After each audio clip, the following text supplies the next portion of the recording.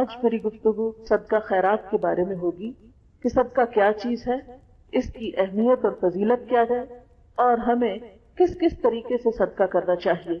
صدقہ کیا ہوتا ہے؟ صدقہ ہر وہ چیز ہے، صرف مال نہیں، صدقہ ہر وہ چیز ہے جو انسان اپنے رزق میں سے، اور رزق میں کیا ہے؟ انسان کا مال بھی ہے، علم بھی ہے، صلاحیتیں، ذہانتیں، انرجیز، جو کچھ بھی ہمیں ملا، یعنی رزق کیا چیز ہے؟ ہر وہ چیز جو ہمیں اللہ تعالیٰ نے بطور نعمت دی ہے، اور خاص طور پر مال، تو اپنے مال میں سے، اپنے رزق میں سے اللہ تعالیٰ کا قرب حاصل کرنے کے لیے دیتا ہے۔ صدقہ وہ چیز ہے جو واجب نہیں، لازم نہیں، انسان اپنی خوشی سے دیتا ہے۔ صدقہ کا لفظ جو ہے صاد دال قاف سے نکلا ہے، صدقہ۔ صدقہ کا مطلب ہوتا ہے اس نے سچ کہا، وہ سچا ہے۔ یعنی جب کوئی شخص کسی کام میں مال لگاتا ہے یا وقت لگاتا ہے یا اپنا انٹرسٹ شو کرتا ہے کسی بھی طرح، تو اس کا مطلب یہ ہے کہ وہ اپنی بات میں سچا ہے، وہ اب سیریس ہے، سنجیدہ ہے۔ اب مثلاً شادی کے وقت مرد کو مہر دینے کا حکم کیوں ہے؟ اسی وجہ سے ہے۔ مہر کو بھی صداق کہا جاتا ہے، اور صدقاتہن کا لفظ قرآن پاک میں آتا ہے کہ وہ ایک مرد کی سنسیریٹی اور سیریسنس کو شو کرتا ہے کہ وہ آئندہ ایک عورت کی ذمہ داری اٹھائے گا، اس کا نان نفقہ دے گا، اپنی فیملی کو پالے گا۔ اسی طرح کسی بھی چیز میں جب انسان اپنی سچائی ظاہر کرنا چاہتا ہے تو اس سچائی کو ثابت کرنے کے لیے وہ کچھ نہ کچھ قربان کرتا ہے۔ تو مال کی یہ قربانی صدقہ کہلاتی ہے۔ کس بات کا؟ کہ ہم اللہ تعالیٰ پر یقین رکھتے ہیں، ہم اس پر ایمان رکھتے ہیں، ہم اس کو مانتے ہیں۔ اب اللہ کو ماننے کا دعویٰ ہر شخص کرتا ہے، لیکن کون اس کو سچا کرتا ہے؟ جو اپنا وقت لگاتا ہے، مثلا نماز پڑھ کے وقت لگتا ہے نا ہمارا، یا اپنی انرجی لگاتا ہے، اپنی نیند قربان کرتا ہے، اپنا مال اس کی خوشی کے لیے دیتا ہے۔ تو جو شخص اپنا مال اللہ تعالیٰ کی خوشی کے لیے دیتا ہے، اس کا مطلب ہے کہ وہ اپنی اس بات میں سچا ہے کہ میں اللہ تعالیٰ کو مانتا ہوں کہ وہ دیکھتا ہے، وہ مجھے جزا دے گا، اور وہ سمجھتا ہے کہ میری خرچ کی ہوئی کوئی چیز بالکل نقصان اور خسارے میں نہیں، اس کا ریٹرن ضرور مجھے ملنا ہے۔ دنیا میں انسان کہاں خرچ کرتا ہے؟ جہاں اس کو یقین ہوتا ہے کہ یہاں مجھے ریٹرن ملے گا، ہاں کسی بھی صورت میں، وہاں انسان فوراً اپنا مال لگانے کو تیار ہو جاتا ہے۔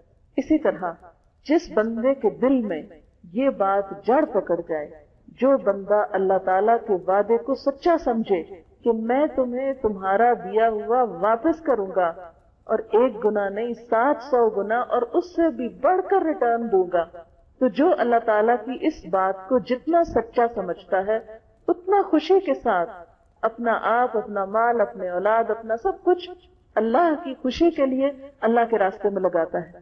اور جو شخص شک میں ہوتا ہے اور جس کو یہ خوف ہوتا ہے کہ ہائے میرا مال چلا گیا تو پھر پتہ نہیں بنے گا کیا، ایسا شخص جو تذبذب میں ہے، جو شک میں ہے، جس کا ایمان کمزور ہے، وہ پھر صدقہ نہیں کر سکتا خوشی سے۔ کرتا بھی ہے تو صرف اس وقت جب کوئی مصیبت آتی ہے، اور اس کو کیا ہوتا ہے کہ صدقہ کر رہا تھا کہ یہ ہٹ جائے، بس اس کا صرف اتنا انٹرسٹ ہے کہ وہ وقتی مصیبتوں کو ہٹانا چاہتا ہے، لیکن اس کو وہ بڑا دن بھولا ہوا ہے جو بڑی آفت کا دن ہے، جس کا علاج اور جس کا مداوع ہمیں آج کرنا ہے، اس دنیا میں کر کے جانا ہے۔ کیونکہ اس دن اللہ تعالیٰ کیا فرماتے ہیں؟ یوم لا ينفع مال ولا بنون، اس دن تو نہ مال نے کام آنا نہ بیٹوں نے کام آنا۔ وہاں تو یہ کرنسی نہیں چلے گی مال اور بیٹے کی جو دنیا میں ہے، انسان کو فائدہ دیتی ہے۔ اسی طرح اللہ تعالیٰ ایک اور جگہ پر فرماتے ہیں تم اس سے پہلے اپنا مال خرچ کرو کہ تم پر وہ دن آ جائے کہ جس دن نہ دوستی کام آئے گی، نہ تجارت، نہ کوئی بدلہ، کوئی کسی کو فائدہ نہ پہنچائے گا۔ تو ہم دیکھتے ہیں کہ اسلام میں صدقے کا تصور بہت وسیع ہے۔ یہ صرف مال دینے کی حد تک محدود نہیں، بلکہ اچھی بات اور مسکرانے کو بھی صدقہ قرار دیا، کیونکہ اچھی بات بھی انسان اپنے دل سے کسی کو کچھ دے رہا ہوتا ہے۔ انسان مسکرانے پہ اپنا ایک شعور یا اپنا کانشیس استعمال کر کے دوسرے کو خوش کر رہا ہوتا ہے۔ تو کوئی چیز جو دوسری انسانیت کو فائدہ دے، اب صدقے کا ایک اور طرح مفہوم سمجھیے کہ ہر وہ چیز ہماری جو کسی کو کسی طرح بھی فائدہ دے، ڈائریکٹلی یا انڈائریکٹلی، وہ سب ہماری طرف سے صدقہ شمار ہوتا ہے۔ مثلاً ہم مسکرا رہے ہیں، کسی کا دل خوش ہو رہا ہے تو وہ ہمارے حصے میں صدقہ لکھا جا رہا ہے۔ ہم کسی کو تسلی دے رہے ہیں اس کو سکون آ رہا ہے، کوئی اچھا مشورہ دے رہے ہیں، کسی کی کوئی الجھن حل کر رہے ہیں، کسی کا کوئی غم دکھ سن رہے ہیں اور اس کے ساتھ ہمدردی کر رہے ہیں، یہ سارا ہماری طرف سے صدقہ ہو رہا ہے۔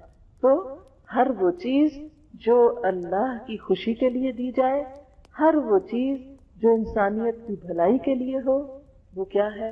اسلام میں صدقہ ہے۔ نبی صلی اللہ علیہ وسلم نے فرمایا ہر مسلمان کے لیے صدقہ دینا ضروری ہے۔ صحابہ نے عرض کیا یا رسول اللہ صلی اللہ علیہ وسلم، جس کے پاس مال نہ ہو وہ کیا کرے؟ کیونکہ لوگوں کے ذہن میں اس وقت بھی یہی تھا کہ صدقہ شاید صرف مال سے ہوتا ہے۔ جیسے آج بھی اگر آپ صدقے کا لفظ بولے نا تو آپ کے ذہن میں مال ہی آئے گا کہ شاید یہ مال کی بات ہو رہی ہے۔ آپ صلی اللہ علیہ وسلم نے فرمایا وہ ہاتھ سے محنت کرے، یعنی کوئی کام کرے، خود بھی فائدہ اٹھائے اور خیرات بھی کرے۔ صحابہ نے عرض کیا اگر یہ بھی نہ ہو سکے، یعنی اگر کوئی اسے کام ہی نہ ملے، وہ کر ہی نہ سکے، کوئی ہاتھ کی ہنر سے کچھ بھی نہ کما سکے، فرمایا اچھی بات پر عمل کرے، بری چیز سے پرہیز کرے، اس کے لیے یہ بھی صدقہ ہے۔ گویا نیکی کے کسی کام میں مصروف ہو جانا اور برائی کو چھوڑ دینا یہ بھی صدقہ ہے۔ صدقہ کیا کہ اس نے سچ کہا کہ میرا رب مجھے دیکھتا ہے اس لیے میں برا نہیں کروں گا۔ پھر اسی طرح کسی سے پرتپاش طریقے سے ملنا، کھلے چہرے کھلے دل کے ساتھ ملنا، یہ بھی صدقہ ہے۔ نبی صلی اللہ علیہ وسلم نے فرمایا لا تحتقرن من المعروف شیئا ولو ان تلقى اخاك بوجه طلق، تم اپنے کسی نیکی کو حقیر نہ سمجھو، چھوٹی سی نیکی کو بھی چھوٹا نہ سمجھو، خواہ اپنے بھائی سے کھلے چہرے سے ملنا ہی کیوں نہ ہو، یعنی کھلے دل کے ساتھ اور ویلکمنگ انداز میں۔ اگر انسان مال کا صدقہ دینا چاہے تو یہ ضروری نہیں ہوتا کہ بہت ڈھیروں مال ہو تو ہی وہ صدقہ کرے، بلکہ معمولی چیز کا صدقہ کرنا بھی انسان کو جہنم سے نجات دلانے کا باعث بن سکتا ہے۔ یعنی ہر کوئی اپنی حیثیت کے مطابق کرے گا۔ اصل چیز کیا ہے؟ نیت ہے، نہ کہ مقدار ہے۔ اگر کسی کے پاس زیادہ مقدار ہے تو ظاہر آٹومیٹیکلی اس کا اجر بڑھ جائے گا، لیکن اگر کسی کے پاس زیادہ نہیں تو تھوڑے سے تھوڑا کرنا ہر ایک پہ لازم ہے تاکہ وہ اس کو جہنم کی آگ سے بچائے۔ تو فائدہ پھر کیا ہوا صدقہ کا کہ وہ آگ سے بچانے والی چیز ہے۔ نبی صلی اللہ علیہ وسلم نے فرمایا اتقوا النار ولو بشق تمرۃ، آگ سے بچو خواہ کھجور کا ایک ٹکڑا دے کر ہی صحیح۔ ابو ذر کہتے ہیں نبی صلی اللہ علیہ وسلم نے فرمایا ہر مسلمان آدمی پر ہر دن صدقہ ضروری ہے، یعنی یہ نہیں کہ زندگی میں ایک دفعہ کر کے انسان بے فکر ہو جائے۔ لوگوں نے کہا اے اللہ کے رسول صلی اللہ علیہ وسلم ہمارے پاس اتنا مال کہاں کہ ہم ہر روز صدقہ کریں؟ آپ نے فرمایا کہ صدقہ کرنے اور ثواب حاصل کرنے کے ذرائع یعنی طریقے کیا ہیں؟ سبحان اللہ، الحمدللہ، اللہ اکبر، لا الہ الا اللہ، یہ پڑھنا بھی صدقہ ہے۔ اگر مال نہیں تو اپنی زبان کا صدقہ کرو، زبان سے فضول اور لفظ باتیں کرنے، دوسروں کو دکھ دینے کی بجائے کیا کرو؟ اللہ کا ذکر کر لو۔ دوسروں کو نیکی کی تلقین کرنا، کسی کو اچھی بات بتانا، گناہوں سے روکنا، راستوں سے کانٹے ہٹانا، کوئی بھی تکلیف دہ چیز ہٹانا، اگر کانٹا نہیں اور کوئی پتھر پڑا ہوا تو اس کو بھی ہٹانا، کسی بہرے آدمی کو زور سے بول کے بات سنانا، جو اونچا سنتا ہے اس کو اونچا سنانا، اندھے کی رہنمائی، یہ سب ثواب کے کام ہیں۔ آدمی کو اس کے مقصد کے سلسلے میں رہنمائی کریں، کو مشورہ لینا ہے تو آپ اس کو بتائیں کہ فلاں چیز وہاں وہاں وہاں۔ عموماً ہم نے کبھی نہیں سوچا ہم صدقہ کریں نا، لیکن اگر اللہ کی نیت سے یہ نہیں کہ اچھا آج میں اگر اس کو کر لوں تو کل یہ مجھے بھی کرے، یہ نیت نہ ہو اس کے پیچھے، بلکہ کہ میرا رب مجھ سے خوش ہو۔ کسی کو رستہ بتا دینا، کسی کو کوئی جگہ کا بتا دینا، کسی کو کسی بھی چیز کے بارے میں کوئی گائیڈنس دینا، اور مصیبت زدہ فریادی کی مدد کے لیے دوڑنا بھی صدقہ ہے۔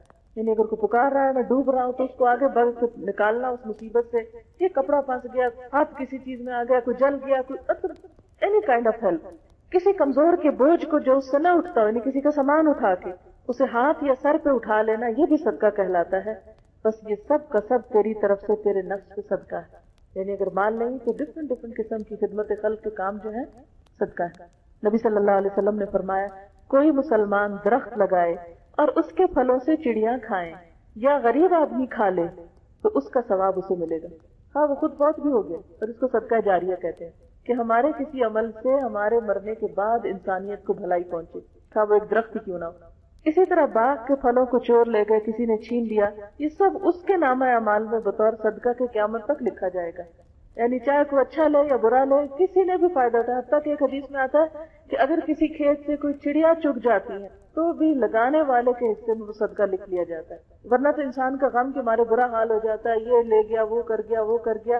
نہیں، جو کچھ بھی آپ سے گیا کسی کا فائدہ ہو گیا، بھلا ہو گیا، بس اب آپ اس پر صبر کر کے اس کو اللہ کی رضا کی نیت سے بھول جائیں، اور اس سے انسان کے اپنے دل کو ایک سکون بھی آ جاتا ہے۔ اور وہ چھوٹے چھوٹے غم اور دکھ اور پریشانیوں کے ساتھ ہلاک نہیں ہوتا رہتا. انسان کی جان بڑی قیمتی چیز ہے. چھوٹی چھوٹی چیزوں پہ سے گھلانا نہیں شروع کر دینا چاہیے. یہ بہت سے لوگوں کی عادت ہوتی ہے نا، قطرے قطرے کے نقصان کے اوپر ان کی ساتھ جان جاتی ہے، ساتھ کڑتے ہیں، ساتھ پریشان ہوتے ہیں، اور اس کا نتیجہ کیا تھا؟ اپنے آپ کو نقصان دے رہے ہوتے ہیں. اور ایک اچھی نیت کیا ہے، ایک اچھی سوچ کیا ہے؟ چلو کوئی نہیں، جو بھی لے گیا کسی کا بھلائی تھی، مجھے نہیں ملا چلو کسی کو ملا، کسی کو تو گیا. بس یہ نیت کرنے کی دیر ہے، انسان اپنا غم بھی بھولے گا اور اس کے ساتھ ساتھ دوسرے کو بھی فائدہ پہنچ جائے گا اور اس کے نام اعمال میں نیکی لکھ دی جائے گی. نبی صلی اللہ علیہ وسلم نے فرمایا، اللہ تعالیٰ نے فرمایا، اے ابن آدم انفق انفق علیک، اے آدم کے بچے تم خرچ کرو میں تم پہ خرچ کروں گا، تم دوسروں کو دو میں تمہیں دوں گا. انسٹنٹ فائدہ دینے کا، کہ تم دینے والے بنو، دنیا میں بھی دوں گا.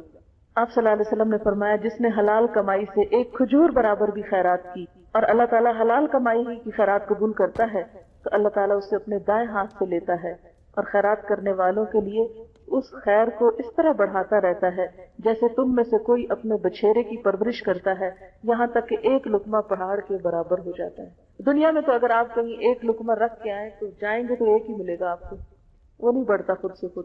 لیکن اللہ تعالیٰ کے ہاں وہ ایک لقمہ جو آپ نے کسی غریب کو دیا، وہ لقمہ کیا چیز ہے؟ ایک کھجور، ایک چیز جو ایک دفعہ میں انسان منہ میں لے لے، تو وہ اللہ تعالیٰ کے ہاں ایک نہیں رہتا، وہ ملٹی پلائی ہونا شروع ہو جاتا ہے. بس شرط یہ ہے کہ حلال کمائی اور دل کے خلوص سے دی ہوئی، کہ کسی بندے کے اوپر احسان جتانا نہ ہو، کسی سے اس کا ریوارڈ نہیں چاہیے، کسی کی تعریف نہیں چاہیے، کوئی شہرت نہیں چاہیے، کچھ نہیں چاہیے.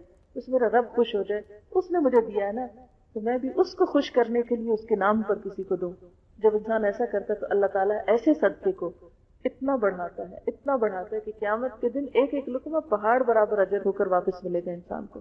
حضرت ابن عباس سے روایت ہے، نبی صلی اللہ علیہ وسلم نے فرمایا، صدقہ کرنے سے مال کم نہیں ہوتا. جب کوئی بندہ صدقے کا مال سائل کو دینے کے لیے ہاتھ بڑھاتا ہے تو سائل کے ہاتھ میں پہنچنے سے پہلے اللہ کے ہاتھ میں پہنچ جاتا ہے.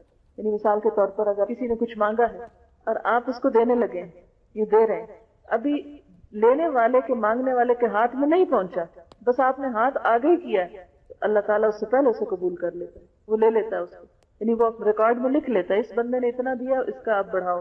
Just like a bank. اور کوئی بینک بھی لقموں کو پہاڑ بنا کے نہیں دیتا آپ کو، لیکن اللہ تعالیٰ کا جو آخرت انویسٹمنٹ بینک ہے، وہاں نیک نیتی کے ساتھ جو ڈپازٹس ہوتے ہیں وہ اسی طرح بڑھتے ہیں. نبی صلی اللہ علیہ وسلم نے فرمایا، جو شخص اپنی غربت اور مفلسی کے باوجود، یعنی فقیر ہے خود، اس کے باوجود اپنے تھوڑے مال میں سے کچھ اللہ کی راہ میں خرچ کرے گا، کیونکہ بعض اوقات لوگ کہتے ہیں نا یہ تو امیروں کا کام ہے، وہ دیں، ہم کیا دیں، ہمارے حصے میں تو نہیں. فرمایا جو غربت کے باوجود اللہ کی راہ میں دے گا، اس کو امیر آدمی کے بہت سے مال سے بھی زیادہ ثواب ملے گا، کیونکہ اس نے بڑی مشکل حالات میں دیا ہے. ایک شخص کے پاس اگر زیادہ ہے تو ٹھیک ہے، وہ جتنا دے گا وہ اور بڑھے گا، لیکن اگر کسی نے تھوڑا دیا اس لیے کہ اس کے پاس ہے ہی تھوڑا. مثلاً اگر آپ دیکھیں کہ کسی کے پاس 100 درہم ہے تو اس میں سے اس کے لیے ایک بھی نکالنا مشکل ہوتا ہے، لیکن اگر کسی کے پاس 1000 ہے تو اس میں سے ایک نکالنا مشکل نہیں ہوتا. تو اب اگر 100 میں سے ایک کوئی نکالے گا تو اس کا اجر 1000 میں سے ایک نکالنے والے کے مقابلے میں بڑھ جائے گا، کیونکہ اللہ تعالیٰ کوانٹٹی نہیں دیکھتے، وہ کوالٹی دیکھتے ہیں. اور انسان کا حال یہ دیکھتے ہیں کہ اس نے کس مشکل سے نکالا ہے، اس کے پاس ہے ہی تھوڑا، اتنا ہی دے سکتا ہے. وہ جنگ تبوک کا واقعہ نا کہ جب حضرت ابوبکر صدیق رضی اللہ تعالیٰ عنہ اپنے پورے گھر کا سامان لائے تھے، حضرت عمر اپنا آدھا سامان لائے تھے، لیکن ایک صحابی جو ساری رات یہودی کا کنواں چلاتے رہے اور ایک مٹھی کھجوریں ملی، وہ سویرے آئے اور وہ ایک مٹھی دے گئے. آپ صلی اللہ علیہ وسلم نے اس مال کو سارے مال کے اوپر رکھا اور کہا باقی سب ایک طرف اور یہ ایک مٹھی کھجوریں ایک طرف، کیونکہ اس نے بڑی مشقت سے کمائی. اس لیے جب انسان مشکل حالات میں بھی صدقہ کرتا ہے تو اللہ تعالیٰ کے نزدیک بہت زیادہ قدر پاتا ہے. اسی طرح انسان اگر دوسروں کی طرف سے صدقہ کرتا ہے تو دوسروں کو بھی ثواب ملتا ہے اور خود کو بھی ملتا ہے. اللہ تعالیٰ اس کا ثواب دگنا کر دیتے ہیں. مثلاً آپ صدقہ دے رہے ہیں، ساتھ نیت کر رہے ہیں اللہ میری ماں کو بھی ثواب پہنچے، اللہ میرے والدین کو پہنچے، میرے سارے فوت شدہ رشتے داروں کو پہنچے، یا ایون زندہ کو بھی آپ کہہ سکتے ہیں، میرے بچوں کی طرف سے بھی دیتے ہیں، ان کو بھی مل جائے گا. اللہ کے خزانے بہت وسیع ہیں نا، وہ ہماری طرف تھوڑی ہے کہ گن گن کے دے نہیں تم نے اتنا دیا تھا بس اس کو مل سکتا ہے، اس سے آگے نہیں، اب اتنے زیادہ اتنا نہیں میں دے سکتا. وہ تو زمین و آسمان کا بادشاہ ہے، اس کے لیے کچھ مشکل ہے. تو جب آپ دیتے ہیں دوسرے کی طرف سے تو اس کو بھی ملتا ہے. یا یہ کہ مال شوہر کا ہے اور اس نے آپ کو دے رکھا ہے کہ آپ بھی دیں، تو شوہر کو ملے گا اور آپ کے ہاتھ سے جا رہا ہے تو آپ کو بھی ملے گا اس کا اجر. آپ صلی اللہ علیہ وسلم نے فرمایا کسی کے مال سے مالک کی اجازت سے دوسرا شخص اپنے ہاتھ سے صدقہ کرے تو اسے بھی مالک کے برابر ثواب ملے گا اور مالک کے ثواب میں کوئی کمی نہ ہوگی. مثلاً آپ اپنی کسی بہن کے گھر میں ہیں یا بھائی کے گھر میں ہیں یا پیرنٹس کے گھر میں ہیں, کوئی فقیر آ جاتا ہے, اب آپ نے اٹھا کے فقیر کے ہاتھ میں دیا تو جتنا مالک کو ثواب ملا آپ کے ہاتھ کے دینے کی وجہ سے اتنا ہی آپ کو بھی ساتھ مل گیا. اسی لیے قرآن پاک میں آتا ہے من یشفع شفاعۃ حسنۃ یکن لہ نصیب منہا, جس نے کسی کی اچھی سفارش کی, اچھے کام کے لیے کسی کو کہا, اس کو بھی اس میں سے حصہ ملے گا, اس کو بھی ساتھ ہی اتنا اجر مل جائے گا.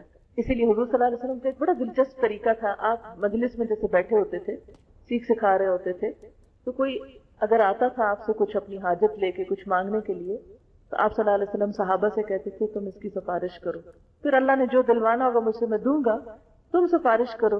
کیوں؟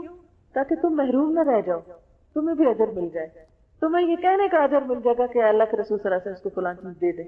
اس سے آپ صلی اللہ علیہ وسلم کا ایک اور اتنا پیارا طریقہ سامنے آتا ہے کہ آپ سب کو ساتھ لے کے چلتے ہیں. ورنہ آپ یہ بھی تو کر سکتے تھے ٹھیک ہے مجھ سے مانگا میں دے رہا ہوں بس ختم. نہیں, صحابہ پاس بیٹھے ان کو کہا اچھا تم بھی کہو, ان کو نیکی کمانے کا چانس دیتے ہیں. اسی لیے آپ کو وکان بالمؤمنین رحیم کہا گیا نا کہ آپ مومنوں پہ بہت مہربان تھے, ان کو نیکی کمانے کے موقع دیتے تھے. یہ بھی کسی کی مہربانی ہوتی ہے کہ وہ ہمارا دھیان کرائے اس چیز کی طرف کہ دیکھو یہ کر لو. بعض اوقات کیا ہوتا ہے ہم کچھ کرنے لگتے ہیں تو لوگ کہتے ہیں نہیں کوئی ضرورت نہیں کرنے, الٹا ہمیں کٹ ڈاؤن کرتے ہیں, وہ کام نہیں کرنے دیتے. اور عام طور پر صدقہ خیرات میں کوئی نہ کوئی بیچ میں آ کے رکاوٹ بنتے. آپ مشورہ کریں نا شوہر سے, آپ مشورہ کریں بھائی سے, وہ کہیں کہ تم پاگل ہو گئی, نہیں کرنے دیتے. حالانکہ ایک دوسرے کو نیکی کے کاموں پہ انکریج کرنا چاہیے. ہاں یہ الگ بات ہے کہ ہر چیز ایک لمٹ کے اندر ہونی چاہیے. حضرت ابو ذر سے روایت ہے کہ میں نبی صلی اللہ علیہ وسلم کے ساتھ مدینے کی سنگریزے یعنی ہارڈ زمین پہ چل رہا تھا, بہت پہاڑ ہمارے سامنے آ گیا. آپ نے فرمایا ابو ذر, میں نے کہا لبیک یا رسول اللہ صلی اللہ علیہ وسلم. آپ نے ارشاد فرمایا مجھے یہ بات پسند نہیں کہ میرے پاس احد پہاڑ کے برابر سونا ہو, پھر مجھ پہ 3 دن ایسے گزرے کہ ان میں سے 1 دینار میرے پاس موجود. اتنا بڑا دل تھا, اگر مجھے احد جتنا سونا مل جائے تو میں 3 دن سے پہلے اسے اللہ کے راستے میں دے دوں.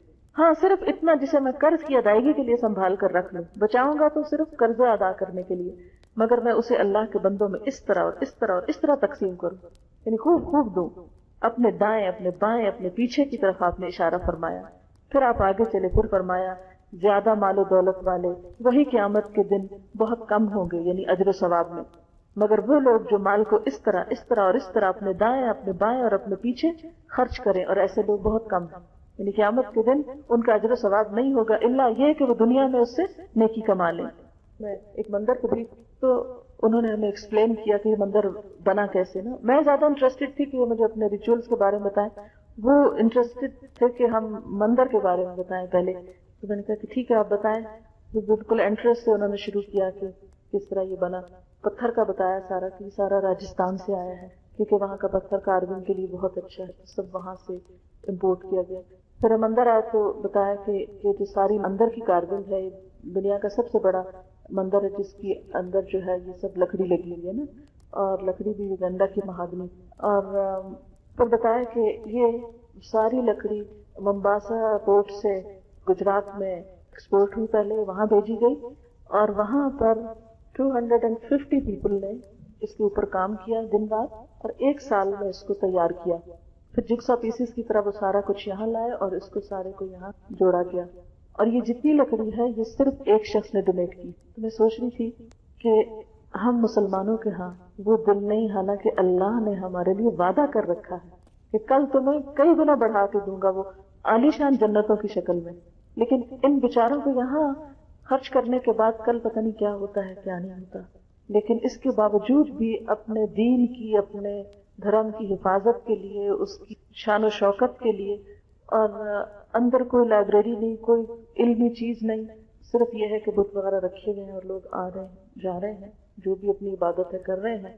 اتنی مہنگی بلڈنگ کو اور اتنی خوبصورت بلڈنگ کو میں دیکھ کے سوچ رہی تھی کہ اس کا یوز کیا ہے اور اس کا یوز آف اٹ. اگر اتنی بڑی لکڑی لگی ہوئی بھی ہے سوائے اس کے ایک شان و شوکت ہے, اس کے علاوہ تو اس کا مصرف نہیں ہے. اسی لیے اسلام میں سادی مسجدیں بنانے کا کہا گیا ہے, اور باقی پیسہ جو ہے وہ انسانیت کی بھلائی کے ایسے کاموں میں لگے کہ جس سے زیادہ سے زیادہ اللہ کی بات دوسروں تک پہنچے.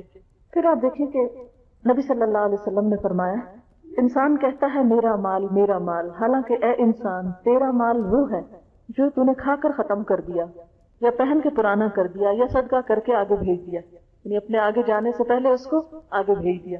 اب جسے ہم دنیا میں کیا کرتے ہیں، بعض اوقات ہمیں اگر کہیں جا کر رہنا ہے تو ہم اس کے لیے، کئی لوگ جیسے پاکستان سے باہر کام کرتے ہیں پھر واپس اپنے ملکوں میں جاتے ہیں، تو ساری زندگی کام کرتے ہیں اور جو پیسہ ہوتا ہے وہ اپنے ملک میں ٹرانسفر کرتے رہتے ہیں، پھر وہاں جا کے گھر بناتے ہیں، رہتے ہیں۔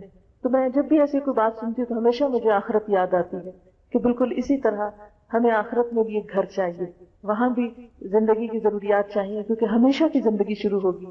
تو کچھ ایسے خوش نصیب ہیں کہ وہ اپنی آخرت کے لیے ٹرانسفر کرتے رہتے ہیں کہ جب وہاں پہنچیں گے تو وہاں جا کر یہ سب کچھ استعمال کریں گے جو کبھی ختم نہیں ہوگا۔ پھر اسی طرح نبی صلی اللہ علیہ وسلم نے فرمایا روزانہ 2 فرشتے اترتے ہیں، ان میں سے ایک کہتا ہے اے اللہ خرچ کرنے والے کو اس کا بدلہ دے، دوسرا کہتا ہے اے اللہ بخیل کے مال میں نقصان دے اور اس کو برباد کر دے۔ بخل کیا ہوتا ہے؟ ضرورت پر بھی خرچ نہ کرنا، نہ اپنے پہ نہ کسی اور پہ، اور اس کے لیے نتیجہ کیا ہوتا ہے؟ مثلاً اگر آپ کھانا بہت سا خرید کے گھر لے جائیں، مثلا فروٹ لے جائیں اور چیزیں، اور اس کو رکھ دیں، نہ خود کھائے نہ کسی کو دیں، تو کیا نتیجہ نکلے؟ وہ سب گل سڑ کے بن نہیں جائے گا۔ اسی طرح اگر کوئی اور فوڈ ہے یا کپڑے ہیں یا وٹ ایور جو بھی آپ یوز نہیں کرتے، نہ استعمال کرتے ہیں، آپ نے دیکھا ہوگا وہ چیزیں رکھ رکھ کے پرانی ہو جاتی ہیں، بوسیدہ ہو جاتی ہیں، آؤٹ ڈیٹڈ ہو جاتی ہیں، اور پھر then finally you throw them out. تو یہاں بھی یہی بتایا جا رہا ہے کہ فرشتے دعا مانگتے کہ یا اللہ جو ایسا بخل کرے اس کا مال برباد کر دے، یعنی کہیں نہ کہیں سے اس کو نقصان پہنچ جائے۔ اب یہ کہ صدقے کی قسمیں کیا ہے؟ صدقے کی 2 بڑی قسمیں ہیں، ایک ظاہر کر کے دینا اور ایک چھپا کے دینا۔ پھر کچھ اور طرح بھی صدقے کی قسمیں جیسے نفلی اور فرضی۔ نفلی میں کیا آتا ہے کہ آپ کے اوپر لازم نہیں، واجب نہیں، جب آپ کا جو دل چاہے کرے۔ لیکن فرضی کیا ہے؟ جیسے زکوٰۃ ہے، جیسے عشر ہے، جیسے کفارہ ہوتا ہے یا نظر ہوتی ہے، یہ فرض میں آ جاتا ہے۔ قرآن پاک میں اللہ تعالیٰ فرماتے ہیں ان تبدوا الصدقات فنعما ہی، اگر تم ظاہر کر کے بھی صدقہ دو تو کتنا اچھا ہے وہ بھی، یعنی دکھاوا کر کے نہیں۔ اس کا مطلب یہ کہ سب کے سامنے بھی دے سکتے ہو۔ وائے؟ اس لیے کہ دوسروں کو بھی شوق آئے گا۔ بعض اوقات ہمیں خود نہیں خیال آتا، جب کوئی کرتے تو ہم کہتے ہیں ہم کیوں پیچھے رہ گئے، ہم بھی کر لیں۔ تو ہمیں دیکھ کے کوئی اور کرے گا تو اس کا کیا ہوگا؟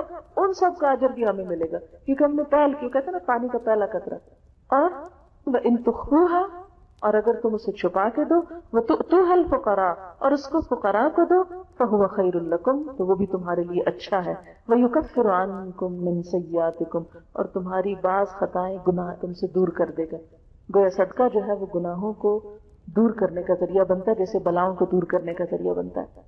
اچھا، دوسری آیت میں پتہ چلتا ہے الذین ينفقون اموالهم باللیل والنہار سرا وعلانیۃ فلہم اجرہم عند ربہم ولا خوف علیہم ولا ہم یحزنون، جو لوگ دن اور رات کھلے اور چھپے اپنے مال خرچ کرتے ہیں تو ان کے لیے ان کے رب کے پاس اجر ہے، ان پر نہ کوئی خوف ہوگا نہ وہ غمگین ہوں گے۔ دن اور رات کا فرق کیا ہے؟ دن کو تو نظر آتی چیز رات کو چھپ جاتی ہے، اور پھر چھپا کے اور دکھا کے دونوں طرح۔ جب ہم قرآن پاک کی اور احادیث کی مختلف چیزوں کو پڑھتے ہیں تو پتہ یہ چلتا ہے کہ وہ مال جو آپ کسی انسان کو دیتے ہیں اسے چھپا کے دینا چاہیے، کیونکہ یہ کہا گیا نا اگر تم اس کو چھپاؤ اور فقراء کو دو، تو مراد اس سے کیا ہے کہ جب کسی ضرورت مند کو دو تو چھپا کر دو، کیوں؟ تاکہ اس کی عزت نفس کو نقصان نہ ہو۔ لیکن جب کسی پرسن کو نہیں دے رہے، کسی کاز کو دے رہے ہیں، مثلا مسجد بنانے کے لیے دے رہے ہیں، یا کسی مثلا جہاد فی سبیل اللہ میں دے رہے ہیں، یا کسی بھی چیریٹی کے کام میں جو کسی ایک شخص کے نام نہیں ہے بلکہ کیا ہے، ایک اوپن چیز ہے، تو اس میں اگر انسان دکھا کے دے تو وہ زیادہ بہتر ہے تاکہ اوروں کو بھی شوق آئے۔ نمبر 2، زکوٰۃ انسان بے شک دکھا کے دے، لیکن جو نفلی صدقہ ہے وہ چھپا کر دے۔ جیسے مثال کے طور پر نفلی نمازیں کیا ہیں، تہجد وغیرہ، اس کا بہت ذکر نہیں کرنا چاہیے، چھپا کے کرنا چاہیے۔ اسی لیے نبی صلی اللہ علیہ وسلم نفل گھر پہ پڑھنا پسند کرتے تھے اور فرض نمازیں مسجد میں پڑھتے تھے۔ تو فرض جیسے زکوٰۃ نظر وغیرہ ہے یہ دکھا کے، اور نفل چھپا کے، کیونکہ وہ انسان کہتے ہیں نا کہ دایاں ہاتھ اس طرح دے کہ بائیں کو پتہ نہ چلے، ایسا شخص اللہ تعالیٰ کے عرش کے سائے تلے ہوگا قیامت کے دن۔ اللہ تعالیٰ بھی اس کو اپنی پروٹیکشن میں لے گے قیامت کے دن، کیونکہ دنیا میں وہ دوسروں کے لیے پروٹیکشن کا سبب بنا تھا۔ حضرت ابو ہریرہ کہتے ہیں نبی صلی اللہ علیہ وسلم نے فرمایا اللہ تعالیٰ 7 قسم کے آدمیوں کو اپنے عرش کے سائے تلے جگہ دے گا جس دن اس کے سائے کے علاوہ کوئی سایہ نہ ہوگا۔ نمبر 1 انصاف کرنے والا حاکم، نمبر 2 وہ نوجوان جس نے جوانی عبادت میں گزاری، نمبر 3 وہ شخص جس کا دل مسجد میں لگا رہتا ہے، یعنی اس کو مسجد سے محبت ہے۔ آج ٹیمپل میں گئی تو چھوٹے چھوٹے کچھ بچے بھی تھے جو کچھ پڑھ رہے تھے، تو میں نے پوچھا کہ یہ کون ہے، تو کہنے لگے کہ ان کی ہالیڈیز ہیں اور یہ والنٹیئر کرتے ہیں۔ یہ میں نے کہا ہمارے بچے تو مسجد میں والنٹیئر کرنے نہیں جاتے، نہ کوئی صفائی کرنے جاتے ہیں، نہ کوئی اور خدمت کرنے جاتے ہیں، نہ کوئی کام کرنے جاتے ہیں، ہمیں وقت ہی نہیں کہ ہم وہاں بھی کسی وقت لے جائیں، اور بچوں وہاں چلیں، چل کے تو اللہ کے گھر کو صاف کر کے آئیں، تھوڑا سا ہم بھی اپنا حصہ ڈال کے آئیں، مینولی کچھ کر کے آئیں۔ صرف پیسہ ہی دے دینا کوئی بات نہیں ہوتی، اپنی جان بھی تو کبھی دینی چاہیے، اپنا آپ بھی تو کبھی لگانا چاہیے۔ پھر اسی طرح وہ دو شخص جنہوں نے اللہ کی خاطر محبت کی، اللہ کی خاطر ہی مل بیٹھے اور اللہ ہی کی خاطر جدا ہوئے، یعنی جن لوگوں کی محبت اور دوستی صرف اللہ کی خاطر، دنیا کا کوئی لالچ اور غرض بیچ میں نہ ہو، تو وہ دو لوگ جنہوں نے اللہ کی خاطر محبت کی، اللہ کی خاطر مل کے بیٹھے، اللہ کی خاطر جدا ہوئے، ایسے لوگ بھی قیامت کے دن اللہ کے سائے تلے ہوں گے۔ کیونکہ دنیا میں عموماً دوستیاں اور تعلقات مفادات کے لیے ہوتے ہیں، عموماً کانٹیکٹ کیوں بڑھاتے ہیں لوگ کہ کوئی فائدے اٹھائیں۔ جو شخص اس لالچ کے بغیر کانٹیکٹ رکھتا ہے کسی سے، صرف اللہ کی محبت میں کہ کسی کے پاس بیٹھ کر میں اللہ کو یاد کر سکتا ہوں، اللہ کی محبت میرے اندر اضافہ ہوتی، دنیا کی کوئی غرض اور لالچ اس کے پیچھے نہیں ہے، تو ایسا شخص جو ہے وہ بھی قیامت کے دن اللہ کے عرش کے سائے تلے ہوگا۔ نمبر 5 وہ مرد جسے کسی مرتبے والی حسین و جمیل عورت نے بدکاری کے لیے بلایا اور اس نے کہا میں اللہ سے ڈرتا ہوں، یعنی کسی عورت نے اپنا آپ آفر کیا لیکن اس نے انکار کر دیا۔ نمبر 6 وہ شخص جس نے اللہ کی راہ میں یوں چھپا کے صدقہ دیا کہ دائیں ہاتھ نے جو دیا بائیں کو پتہ بھی نہ چلا۔ اور نمبر 7 وہ شخص جس نے تنہائی میں اللہ کو یاد کیا، پھر اس کی آنکھوں سے آنسو بہنے کی، یعنی اس میں کوئی دکھاوا نہیں ہوتا نا، جب آپ اکیلے بیٹھ کے اللہ کو یاد کر کے روئیں کہ اللہ تو مجھ کو معاف کر دے، یا آخرت کے ڈر سے، یا whatever اللہ کی عظمت سے، یہ شکرانے کے آنسو۔ ہمارے آنسو عام طور پر کب ہوتے ہیں؟ جب ہمیں کوئی غم یا دکھ ہوتا ہے، دنیا کی کوئی پریشانی تھی پھر ہم ضرور روتے ہیں، آخرت کی پریشانی کے لیے دنیا میں کوئی نہیں روتے ہم، یا اللہ کی نعمتیں جو ہم کو ملی ہیں اس کے شکرانے کے طور پر نہیں روتے۔ حضرت انس بن مالک کہتے ہیں نبی صلی اللہ علیہ وسلم نے فرمایا جب اللہ نے زمین کو پیدا کیا تو وہ ہچکولے کھا رہی تھی، ہل جل رہی، پھر اللہ نے پہاڑ اس پہ پیدا کیے، اس کو تھاما، یعنی پہاڑوں کا وزن ڈال کر اس کو بیلنس کیا، چنانچہ وہ ٹھہر گئی۔ فرشتوں نے دیکھا کہ پہاڑ اتنی مضبوط چیز ہے، بڑے حیران ہوئے، پوچھنے لگے اے اللہ تعالیٰ کیا پہاڑوں سے بھی سخت کوئی چیز ہے؟ اللہ تعالیٰ نے فرمایا جی ہاں، لوہا۔ فرشتے کہنے لگے کوئی چیز لوہے سے بھی سخت ہے؟ فرمایا ہاں، آگ، کیونکہ آگ لوہے کو پگھلا لیتی ہے۔ فرشتے کہنے لگے پروردگار کوئی چیز آگ سے بھی سخت ہے؟ فرمایا ہاں، پانی، کیونکہ پانی آگ کو بجھا دیتا ہے۔ فرشتے کہنے لگے پروردگار کوئی چیز پانی سے بھی سخت ہے؟ فرمایا ہاں، ہوا، کیونکہ ہوا جو ہے وہ پانی کو بھی لے جاتی ہے، جیسے بادل۔ فرشتے کہنے لگے پروردگار کوئی چیز ہوا سے بھی سخت ہے؟ فرمایا ہاں، وہ انسان جو صدقہ اس طرح دے کہ دائیں ہاتھ سے دے تو بائیں کو پتہ ہی نہ ہو، ایسے انسان کا ایمان حقیقت میں مضبوط ہے جو کسی دکھاوے کے بغیر، ورنہ ہمارا حال کیا ہوتا ہے، ذرا بھی کسی کو دے بیٹھے تو کہیں نہ کہیں تو ضرور مینشن کریں گے، ہو سکتا ہی نہیں کہ وہ دل میں ٹکے کہ کوئی صدقہ ایسا ہو کہ جس کا صرف ہمیں پتا ہو اور ہمارے علاوہ کسی کو خبر نہ ہو، کوئی نہ کوئی بہانہ ڈھونڈ لیں گے اور اس کا ذکر کریں گے۔ تو ایسا انسان جو اپنے دل کی بات دل میں نہ رکھ سکے وہ کچا انسان ہے نا۔ ہواؤں سے اور پہاڑوں سے اور ہر چیز سے زیادہ مضبوط فیت تو اسی کا ہے جو صرف اللہ پہ یقین رکھتا ہے اور سمجھتا ہے کہ میرا دیا ضائع نہیں ہوگا، خواہ کسی کو نہ ہی خبر ہو۔ پھر یہ ہے کہ صدقہ دے کے احسان نہیں جتانا چاہیے کسی پر۔ اللہ تعالیٰ فرماتے ہیں یا ایھا الذین آمنوا لا تبطلوا صدقاتکم بالمن والاذی، اے لوگو جو ایمان لائے ہو اپنے صدقوں کو احسان جتا کے اور دکھ دے کے ضائع نہ کرو۔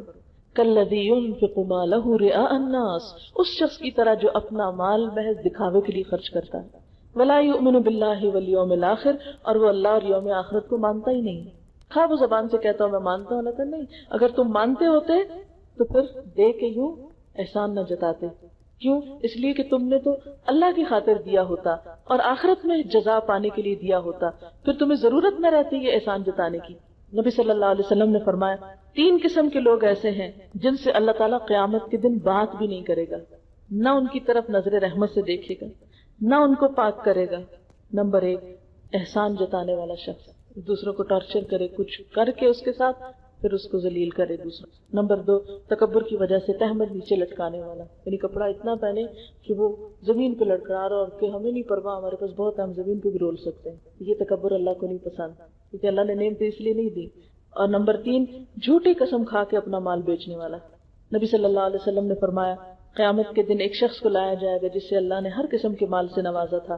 اللہ تعالیٰ اپنی نعمتیں جتائے گا، وہ اعتراف کرے گا، پھر اللہ تعالیٰ اس سے پوچھے گا پھر تو نے کیا عمل کیا؟ وہ کہے گا میں نے اس راہ میں خرچ کیا جسے تو پسند کرتا تھا. اللہ تعالیٰ فرمائے گا تم جھوٹ کہتے ہو، تم تو اس لیے خرچ کرتے تھے کہ تمہیں لوگ سخی کہیں، وہ دنیا میں تم کو کہا جا چکا. پھر فرشتوں کو حکم ہوگا جو اسے گھسیٹتے ہوئے جہنم میں جا پھینکیں. یعنی سب کچھ دے کر بھی انسان کچھ نہ پائے. کیوں؟ اس لیے کہ دکھاوا کرے. یہ اللہ تعالیٰ کا، کیونکہ دکھاوا ایک طرح کا دھوکہ ہے نا.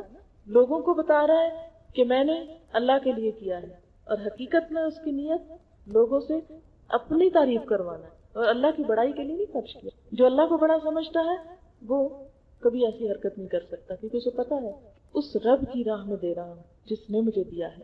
نبی صلی اللہ علیہ وسلم نے فرمایا جو اخلاص اور نیک نیتی سے صدقہ کرے گا اس کے لیے وہ صدقہ جہنم سے آڑ بن جائے گا.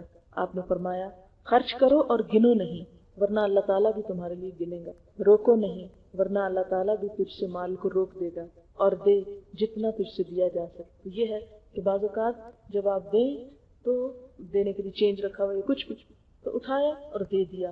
ہر وہ گن گن کے چھوٹا چھوٹا چیز ایسا نہیں کرنا چاہیے، کیونکہ اللہ تعالیٰ کو یہ چیز پسند کہ میں نے تو بے حساب نعمتیں دی ہیں، میرے راستے میں دینے لگا تو گننا شروع ہو گیا کتنا دے رہا ہوں. اور بعض اوقات انسان گنتا کیوں ہے؟ تاکہ بتا سکے. تو جس کو اللہ کو دینا ہے اس کو گننے کی ضرورت نہیں ہے. نبی صلی اللہ علیہ وسلم نے فرمایا اخلاص سے صدقہ کرنے والا عرش الہی کے سائے میں ہوگا. پھر یہ کہ صدقہ خیرات کرنے والوں کو فقر و فاقہ کا خوف نہ ہوگا. اللہ تعالیٰ فرماتے ہیں الشیطان یعدکم الفقر ویأمرکم بالفحشاء واللہ یعدکم مغفرۃ منہ وفضلا واللہ واسع علیم. شیطان تمہیں مفلسی سے ڈراتا ہے، وہ تمہیں بے حیائی کا حکم دیتا ہے، جبکہ اللہ تعالیٰ تمہیں اپنے فضل اور مغفرت کی امید دلاتا ہے، اور اللہ بڑی وسعت والا اور جاننے والا ہے. نبی صلی اللہ علیہ وسلم حضرت بلال کے پاس آئے. ان کے پاس کھجوروں کا ڈھیر تھا. آپ نے پوچھا بلال یہ کیا ہے؟ عرض کیا یہ ایک چیز ہے جس کو میں نے کل کے لیے جمع کیا. آپ نے فرمایا کیا تو اس سے نہیں ڈرتا کہ دوزخ کی آگ قیامت کے دن اس کا بخار بنے؟ بلال اس کو خرچ کرو اور عرش عظیم کے مالک سے افلاس اور فقر کا خوف نہ کرو. قرآن پاک میں اللہ تعالیٰ فرماتے ان ربی یبسط الرزق لمن یشاء من عبادہ ویقدر له وما انفقتم من شیء فهو یخلفه وهو خیر الرازقین. اللہ جس کے لیے رزق چاہتا ہے خوب وسیع کر دیتا ہے، بڑھا دیتا ہے، زیادہ سے زیادہ اس کو ملٹیپلائی کر دیتا ہے، اور جس کے لیے چاہتا ہے تنگ کر دیتا ہے. ان نون ریزن سے برکت اٹھتی جاتی ہے، انسان خوف میں مبتلا ہو جاتا ہے. اور فرمایا جو بھی چیز تم خرچ کرو گے اللہ تعالیٰ اس کے پیچھے اور لے آئے. فہو یخلف، اخلف یخلف، اخلاف کہتے ہیں پیچھے اور لانا. تم آگے نکالتے جاؤ پیچھے سے فریش اور تازہ اور نئی اور آتی چلی جائے گی، اور وہ بہترین رزق دینے والا. نبی صلی اللہ علیہ وسلم نے فرمایا، اور یہ بات آپ نے قسم کھا کے فرمائی، صدقہ کرنے سے مال کم نہیں. کیونکہ ہمارا خوف یہ ہوتا ہے نا کہ دے کے پھر ہمارے پاس کیا ہوگا. ٹھیک ہے انسان اپنے لیے استعمال کرے، کیونکہ خود پہ خرچ کرنا بھی وہ بھی ایک ثواب ہے، بیوی بچوں پہ خرچ کرنا بھی ثواب ہے، لیکن جب اللہ کی راہ میں دینے لگے تو یہ نہ سوچے کہ ختم ہو جائے گا. فرمایا صدقہ کرنے سے مال کم نہیں ہوتا بلکہ اس میں برکت ہوتی ہے، مال بڑھتا ہے، اور کسی کے قصور کو معاف کرنے سے اللہ عزت بڑھا دے. یعنی اگر کسی نے ہمارے ساتھ کوئی زیادتی کی ہے، کوئی غلطی کی ہے تو ہم اس کو معاف کر دیں یہ سوچ کے کہ اللہ تعالیٰ ہمیں بھی معاف کر دے. ایسے انسان کی عزت بڑھتی جائے. اور جو کوئی تواضع اختیار کرتا ہے اللہ تعالیٰ اس کو بلندی عطا کرتا ہے. جو جھک جاتا ہے اللہ اس کو بڑا کر دیتا ہے. آپ صلی اللہ علیہ وسلم نے فرمایا جو آدمی اپنے زائد مال میں سے دیتا ہے وہ لینے والے سے افضل نہیں جبکہ لینے والا محتاج ہو. نبی صلی اللہ علیہ وسلم نے فرمایا ایسے لوگوں کی طرف دیکھو جو تم سے کم تر ہوں، ان کی طرف مت دیکھو جو مال و دولت میں تم سے بڑھ کر ہوں. اس طرح زیادہ لائق ہے کہ تم اللہ کی ان نعمتوں کی ناقدری نہ کرو جو اس کی طرف سے تم پر آئے. کیونکہ انسان اگر اپنے سے بڑوں کو دیکھتا رہے گا تو دل میں حسرت اور غم اور افسوس آئے گا کہ ہمارے پاس کیوں نہیں، اور اس طرح جو ہے اس کے بارے میں بھول جائے گا، پھر شکر نہیں ادا کر سکے. اب یہ ہے کہ صدقہ خیرات کس کس چیز کا ہونا چاہیے. قرآن پاک میں اللہ تعالیٰ فرماتے ہیں کہ جو کچھ تم نے کمایا ہے اور جو تم نے زمین سے نکالا ہے اس میں سے اچھی چیزیں اللہ کی راہ میں خرچ کرو، اور کوئی ردی چیز دینے کا ارادہ مت کرو. حالانکہ وہی چیز اگر کوئی تمہیں دے تو تم اسے ہرگز قبول نہ کرو، الا یہ کہ تم چشم پوشی کر جاؤ. جان لو بے شک اللہ بے نیاز اور تعریف والا ہے. اس سے دو باتیں پتہ چلتی، ایک کہ یہ کہ انسان کے ہاتھ کی کمائی، دوسرا یہ کہ زمین میں کچھ اگا کے اس سے جو کچھ نکلتا ہے اس میں سے خرچ کرنا، اور پھر یہ ہے کہ اس میں سے ردی بیکار اور کوئی فالتو چیزیں جو ہیں ان کو صدقے کے نام پہ مت دو بلکہ صدقہ اچھے مال میں سے کرو.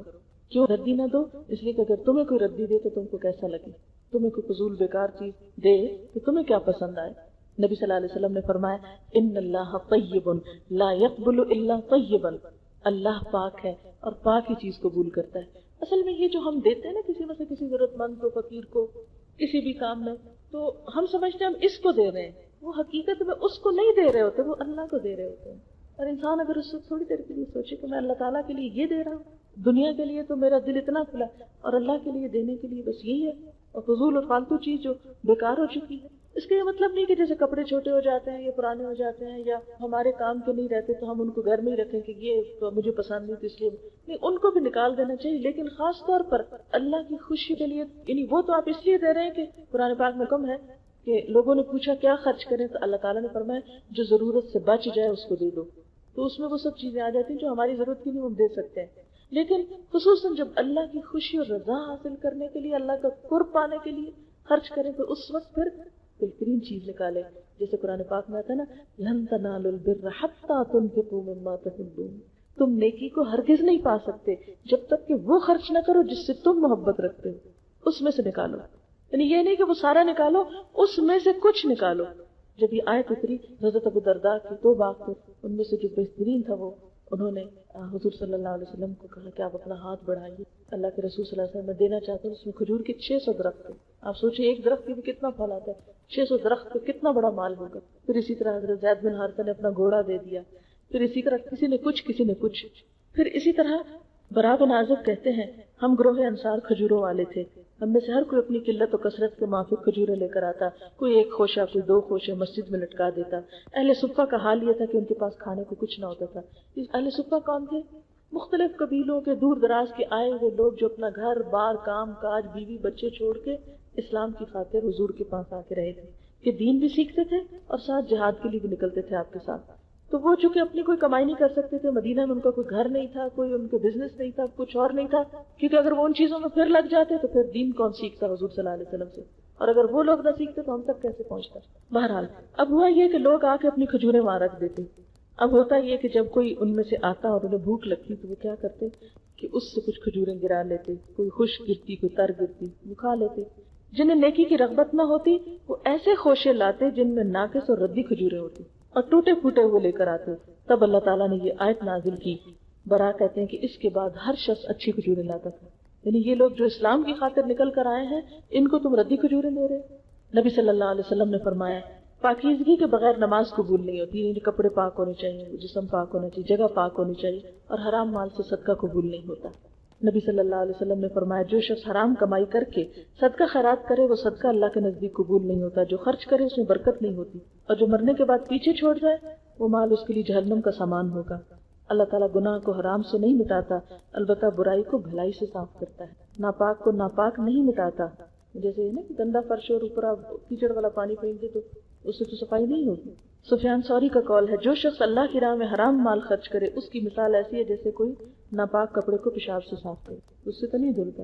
حضرت عبداللہ بن مسعود کہتے ہیں آپ صلی اللہ علیہ وسلم نے فرمایا حسد صرف 2 باتوں میں جائز ہے، ایک تو اس شخص کے بارے میں جسے اللہ نے دولت دی ہو اور وہ اس دولت کو حق کے راستے میں خرچ کرنے پر قدرت رکھتا ہو، اور ایک اس کے بارے میں جسے اللہ نے علم و حکمت سے نوازا ہو، وہ اس کے ذریعے فیصلے کرتا ہو اور اس کی تعلیم دیتا ہو۔ نبی صلی اللہ علیہ وسلم نے فرمایا بہترین صدقہ وہ ہے جو بے پرواہی کے ساتھ دیا جائے۔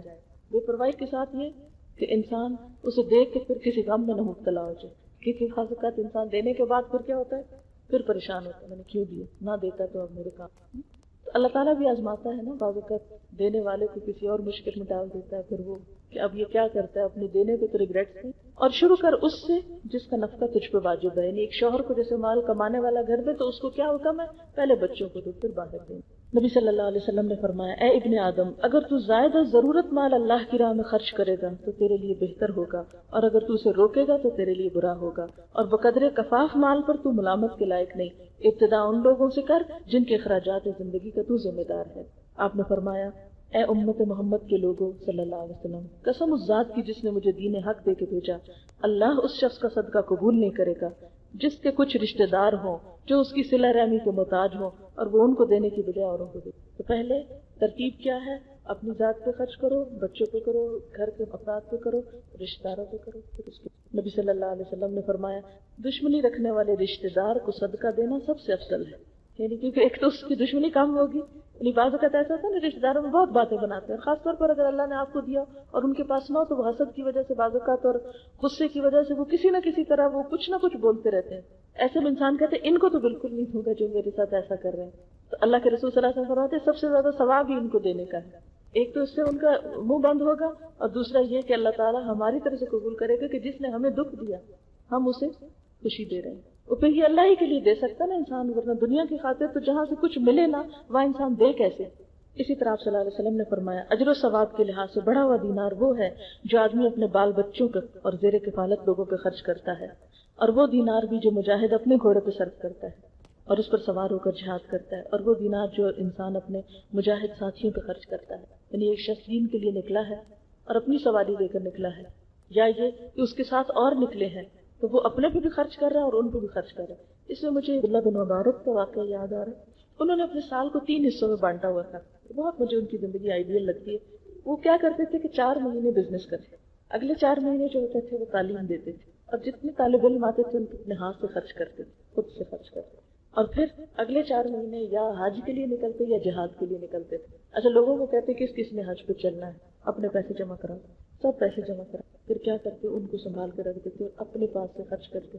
جب لوگ حج کر کے آ جاتے پھر کہتے یہ لوگ اپنا اپنا تحفہ واپس. اس طرح اللہ تعالیٰ ان کی 4 مہینوں کی کمائی میں اتنی برکت ڈالتا کہ وہ بیک وقت تعلیم بھی دیتے تھے اور نیکی کے کام کے لیے، جہاد کے لیے، اس کے لیے بھی نکلتے تھے اور صدقہ خیرات بھی خوب کرتے تھے. ٹائم مینجمنٹ ہے نا کہ آپ اپنے ٹائم کو مینج کر لیں، کچھ ٹائم اپنے لیے نکالیں، کچھ ٹائم تبلیغ کے لیے نکالیں، کچھ ٹائم آپ کسی اور نیکی کے، حج عمرے جو بھی، ہر ایک کا اپنا اپنا ہر دور کی ضرورت فرق ہے. تو اس طرح انسان دنیا بھی کماتا ہے اور آخرت بھی کماتا ہے. لیکن ہماری مشکل یہ کہ ہم نے پورے کا پورا سال دنیا کے لیے رکھا، آخرت کے لیے اپنا ٹائم نہیں نکالتے.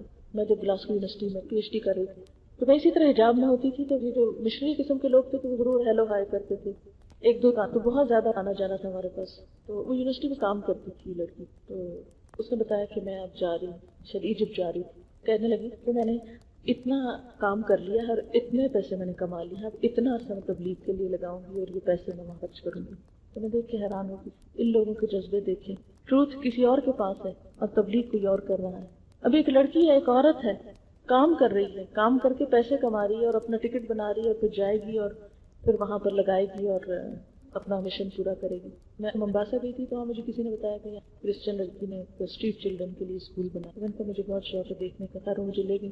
تو وہاں بالکل ینگ گرل اپنی 20s میں ہوگی یا کچھ، اور کسی کا فارم تھا، مینگو ٹریز تھے وہاں، تو وہاں اس نے ہٹس ڈالی ہوئی اور 300+ چلڈرن تھے. اور کہتی کہ میں نے 40-45 سے شروع کیا، اتنے سے بچے تھے شروع میں، اور پھر وہ جو اوروں کو پتہ چلنے لگ گیا تو اور بھی آنے لگے. یہ صبح سے شام تک میرے پاس رہتے ہیں اور 3-4 ہٹس میں ٹیچرس کا کوئی ارینجمنٹ، انہیں لکھنا سکھاتے ہیں، پڑھنا سکھاتے ہیں. 2-3 عورتیں کھڑی ہوئی تو کہتی ہیں کچھ مسلم پنجابی کا جو ہے آٹا جس دن ہوتا ہے ہم پکا لیتے، نہیں ہوتا تو نہیں، اور یہ دن میں 1 سنگل فوڈ ہوتی ہے ان کے لیے. اتنی اس لڑکی کے چہرے پہ خوشی اور رونق، اور وہ ان کے بیچ گھوم رہی ہے، پھر رہی. ہم نے پوچھا کیسے شروع کیا؟ کہتے بس ایسے ہی شروع کیا تھا، بہت ہمبل سٹارٹ تھا، اور پھر لوگوں کو جب فائدہ پہنچا تو آتے تھے. کہتے کچھ تو آرفن ہیں بالکل، اور کچھ جو ان کے سنگل پیرنٹس ہیں، کچھ جو ہے وہ ایسے. لیکن یہ ہے کہ مجھے خوشی اس بات کی، بازاروں میں جو غلط کام، لڑکیاں ارلی پریگنینسی، وہ اس طرح کی غلط قسم کی کوئی ایڈکشن اور باقی چیز. کہتی کہ یہ بائی دا ٹائم یہ واپس جاتے ہیں تو جا کے اتنے تھکے ہوتے ہیں کہ پھر سو جاتے ہیں، تو خرابیوں کے لیے ان کے پاس ٹائم نہیں. میں نے کہا تمہارا ہسبینڈ کیا کہتی؟ وہ بھی یہاں ہے، وہ اس نے چھوٹی سی ایسی گاڑیاں 2-3 کھڑی تھی. کہتے کہ جو لڑکے ہوتے ہیں نا ان کو وہ گاڑیوں کا کام سکھاتے، تو وہ بھی یہی ہے. اب آپ کو سوچیں کہ کیا اس کا دل نہیں ہے؟ وہ گندے بندے بچوں میں سویر سے رات تک وہ ان کے ساتھ لگی ہوئی اور کام کر رہی. ایٹ لیسٹ وہ بچے جرم تو نہیں کر رہے باہر نکل کے جو دوسروں کے لیے شامت بلاتے ہیں. کوئی بورڈ نہیں باہر لگا ہوا تھا، کوئی باہر نام نہیں، کوئی بڑے بڑے اور کچھ نہیں، بس اندر کام ہو رہا ہے اور وہ بچے کھیل رہے ہیں، لکھ رہے ہیں، پڑھ رہے ہیں، ٹیچر بیچ میں بیٹھے ہیں. بالکل سمپل سا. ہم سوچتے ہیں اچھا یہ کام کر رہے ہیں، اس کے لیے اتنا پیسہ کہاں سے آئے گا؟ ہم پہلے پیسے سے شروع کرتے ہیں، کام سے نہیں شروع کرتے. اب کام شروع کرو، باقی تو اللہ کی مرضی. اگر آ گیا تو ٹھیک ہے، نہیں آیا تو جو تم کر سکتے وہ کر لو. حضرت ابو ہریرہ کہتے ہیں میں نے پوچھا اللہ کے رسول صلی اللہ علیہ وسلم کس شخص کا صدقہ ثواب کے لحاظ سے بڑا ہوا ہے؟ آپ نے فرمایا اس شخص کا صدقہ جو تنگ دست ہے، جس کا خرچ آمدنی سے زیادہ ہے. بہت تھوڑی تنخواہ ہے کہ اس کے اوپر ہی چلا جاتا ہے خرچہ، وہ مشکل اپنا اور اپنے بال بچوں کا پیٹ پالتا ہے اگر وہ کچھ دیتا ہے تو اس کا تو بہت ہی زیادہ قبول ہوتا ہے. اور اپنے صدقے کی ابتدا ان لوگوں سے کر جن کی پرورش تمہارے ذمہ ہو. ایک آدمی نے نبی صلی اللہ علیہ وسلم سے پوچھا کہ کس طرح کا صدقہ اجر و ثواب کے لحاظ سے بڑا ہوا ہے. فرمایا وہ صدقہ جو اپنے غریب رشتہ دار کو دے جبکہ وہ رشتہ دار دشمنی رکھتا ہو. پھر اسی طرح بھوکے کو پیٹ بھر کر کھلانا بہترین صدقہ ہے. پھر اسی طرح آپ نے فرمایا جب انسان مر جاتا ہے تو اس کا عمل ختم ہو جاتا ہے مگر 3 قسم کے کام ایسے ہیں جن کا ثواب مرنے کے بعد بھی ختم نہیں ہوگا. اور وہ یہ کہ صدقہ جاریہ کر جائے یا ایسا علم چھوڑ جائے جس سے لوگ فائدہ اٹھائیں یا یہ کہ نیک اولاد جو والدین کے لیے دعائیں کرے. آپ صلی اللہ علیہ وسلم نے فرمایا مومن کے مرنے کے بعد اس کی کچھ نیکیوں کا ثواب برابر ملتا ہے. کسی کو اس نے دین کی تعلیم دی اور دین کا علم پھیلایا تو جب تک اس کے پڑھائے ہوئے لوگ دنیا میں نیک کام کریں گے اسے بھی ثواب ملتا رہے گا. اسی طرح کسی نے مسجد یا مدرسہ پر قرآن وقف کیا یا مسجد کی تعمیر کی یا مسافروں کے لیے کوئی سرائے بنوائی یا نہر کھدوائی یا اپنی زندگی میں صحت کی حالت میں کوئی نیک کام کیا اور اس میں اپنا پیسہ لگایا اس کے نام اعمال میں ثواب لکھا جاتا ہے. یہ صحت کا لفظ اس لیے ہے کہ جب انسان بیمار ہوتا ہے نا اور خاص طور پر ایسی بیماری کہ جس میں اس کو کہ اب تو میں نے دنیا سے چلے ہی جانا ہے تو چلو جلدی جلدی اپنا پیسہ کہیں لگا دو، اس کا ثواب اور ہے. لیکن ایک شخص جو ابھی ٹھیک ٹھاک ہے اور صرف اللہ کی خوشی کے لیے انویسٹ کر رہا ہے اس کا اجر و ثواب کہیں اور ہے کیونکہ اللہ تو جانتا ہے نا کہ 138 سال اور کس نیت میں کرنے لگا ہے. آپ صلی اللہ علیہ وسلم نے فرمایا کہ آدمی کا اپنی زندگی میں 1 درہم خرچ کرنا موت کے وقت 100 درہم خرچ کرنے سے بہتر ہے. یعنی صحت اور تندرستی میں 1 درہم مرد وقت کے 100 درہم سے بہتر. اور پھر آپ صلی اللہ علیہ وسلم کسی نے سوال کیا کون سا صدقہ اچھا ہے. آپ نے فرمایا جو صدقہ تو تندرستی کی حالت میں کرے جبکہ تو حرص رکھتا ہو یعنی ابھی تمہیں پیسے کی لالچ ہو فقر سے ڈرتا ہو دولت کی طمع رکھتا ہو لہذا صدقہ کرنے میں جلدی کرو. ایسا نہ ہو کہ جان لبوں پہ آ جائے تو پھر کہنے لگو کہ اتنا فلاں کو دے دو اتنا فلاں کو دے دو حالانکہ اس وقت تو وہ مال وارثوں کا ہو ہی گیا تو چلا گیا ان کے پاس. ایک شخص نے دریافت کیا اللہ کے رسول صلی اللہ علیہ وسلم کون سا صدقہ بہتر ہے. فرمایا تندرستی اور زندگی کی حالت میں صدقہ کرنا سب سے بہتر ہے. موت کے وقت صدقہ ہی نہیں ہوتا. صدقہ نہ کرنے کا کیا انجام ہے. فرمایا کامل مومن وہ ہیں جن میں یہ 2 خصلتیں نہیں ہوتی بخل اور بد اخلاقی. یعنی مومن نہ بخیل ہوتا نہ بد اخلاق ہوتا ہے.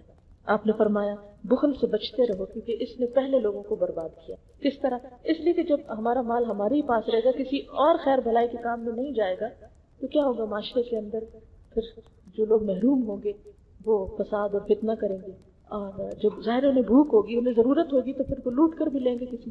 تو بخل جو ہے وہ انسان کے دنیا اور آخرت دونوں کے لیے نقصان دہ ہوتا ہے. پھر اسی طرح یہ ہے کہ جب کسی معاشرے میں تعلیم نہیں ہوگی ایجوکیشن نہیں ہوگی اور پیسے والے لوگ اس پر انویسٹ نہیں کریں گے تو جہالت کی وجہ سے طرح طرح کی بیماریاں خرابیاں ہیں. اللہ تعالیٰ فرماتے ہیں فَأَمَّا مَنْ بَخِلَ وَاسْتَغْنَى وَكَذَّبَ بِالْحُسْنَى فَسَنُيَسِّرُهُ لِلْعُسْرَى وَمَا يُغْنِي عَنْهُ مَالُهُ إِذَا تَرَدَّى.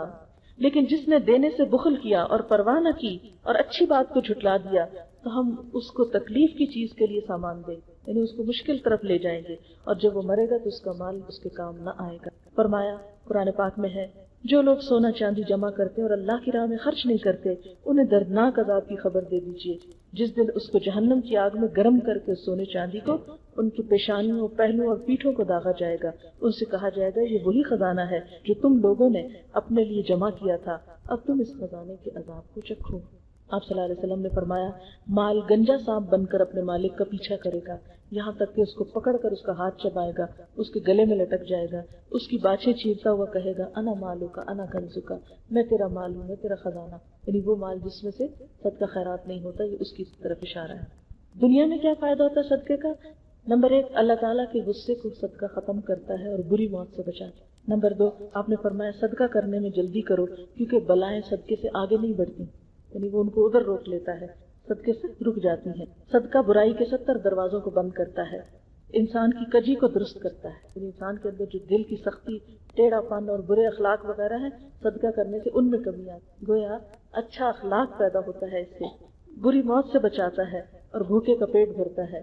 فرمایا جو کسی مسلمان کو کپڑا پہنائے گا تو جب تک اس کے بدن پر ایک دھجی بھی ہوگی یہ پہنانے والا اللہ کی حفاظت میں رہے گا. پھر دنیا میں ایک اور فائدہ ایک حدیث میں آتا ہے صحیح مسلم کی حدیث ہے اٹس ویری امیزنگ اسٹوری کہ ایک آدمی میدان میں جا رہا تھا کہ اچانک اس نے گھرے ہوئے بادلوں میں سے کسی کو یہ کہتے سنا یعنی بادل سے آواز آئی اے بادل فلاں شخص کے باغ کو جا کے سیراب کر. تو وہ بادل ایک طرف کو گیا اور ایک سیاہ مٹی والی پہاڑی زمین میں اس نے اپنا سارا پانی ڈال دیا، وہاں ساری بارش ہو گئی۔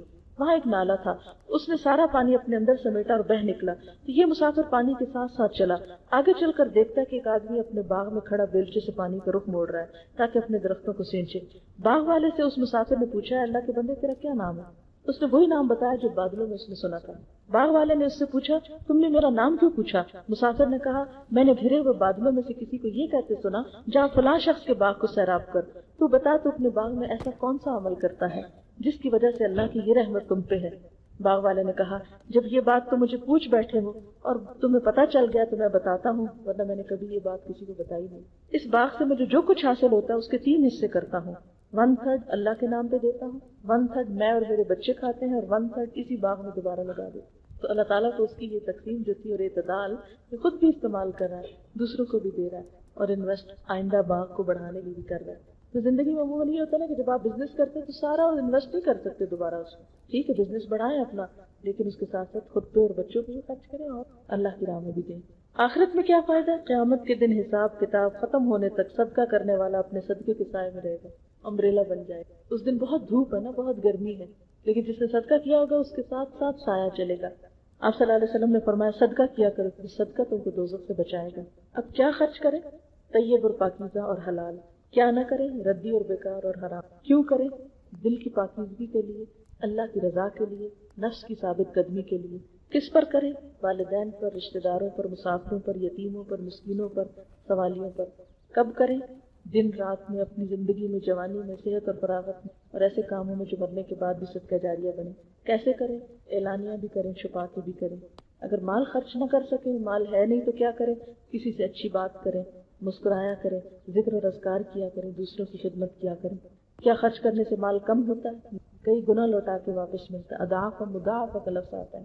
خرچ کرنے کا فائدہ کیا ہے؟ نمبر 1 کہ اللہ تعالیٰ کی بخشش ملتی، اللہ کا فضل آتا ہے، برائیاں دور ہوتی، خوف اور غم سے نجات ملتی، بری موت سے صدقہ بچاتا ہے۔ خرچ کیا ہوا ضائع بھی ہو جاتا ہے، جی ہاں، احسان جتا کے، اذیت دے کے، دکھاوا کر کے۔ قبولیت کب ہوتی ہے صدقے کی؟ اخلاص سے، اچھی نیت سے، احسان نہ جتا کے، ریاکاری سے بچ کے، اذیت نہ دے کے۔ ہم اللہ کی راہ میں خرچ کیوں نہیں کرتے؟ شیطان ہمیں فقر و فاقہ سے ڈراتا ہے، برے کاموں کو پرکشش بنا کر دکھاتا ہے، ان میں خرچ کرنے کی طرف لے، کیونکہ جب مال اچھے میں نہیں استعمال ہوگا تو وہ کہیں تو ہوگا، پھر وہ بری چیزوں کی طرف جاتا ہے۔ یہ وجہ کہ آج ہم دیکھتے ہیں کہ مسلمانوں کا مال زیادہ سے زیادہ اسراف میں، دکھاوے میں، نمائش، نمود اور فالتو فضول چیزوں میں پہنچ جاتا ہے، لیکن انسانیت کی بھلائی کے حقیقی کاموں کے لیے مشکل ہو جاتی ہے۔ اور پھر آپ دیکھیں کہ ہم کہاں کہاں خرچ کرتے ہیں۔ اگر ہم اپنی لسٹ بنائیں تو کپڑوں کے ہونے کے باوجود مزید کپڑے خریدتے ہیں، جوتے، زیورات، ایکسیسریز اور چیز۔ پھر اسی طرح کہاں شوق سے کرتے ہیں، مثلاً اپنی خوبصورتی کے لیے میک اپ وغیرہ، اس میں ہزاروں روپے بھی ہم پارلر میں لگائیں تو وہ مشکل نہیں لگے۔ پھر اسی طرح یہ ہے آرائشی سامان پہ بہت خرچ کریں، اینٹیکس پہ خرچ کریں، اور زیادہ سے زیادہ ایسی چیزوں پر جو ہمیں دنیاوی اعتبار سے مرتبہ اور مقام۔ پھر اسی طرح دکھاوے، یعنی بعض اوقات ایک چیز ہوتی ہے، ہم دکھاوے کے لیے نئے ماڈل کی کار لے لیتے ہیں کہ دوسروں کو ہم امپریس کر سکیں۔ پھر یہ ہے کہ اللہ تعالیٰ ہم سے کیا چاہتے ہیں کہ ہم کہاں خرچ کریں۔ وہ چاہتے ہیں کہ اللہ کے بندوں پر بھی خرچ کریں اور اللہ کے دین کے راستے میں بھی خرچ کریں، تاکہ اللہ تعالیٰ قیامت کے دن تمہیں کئی گنا لوٹائے۔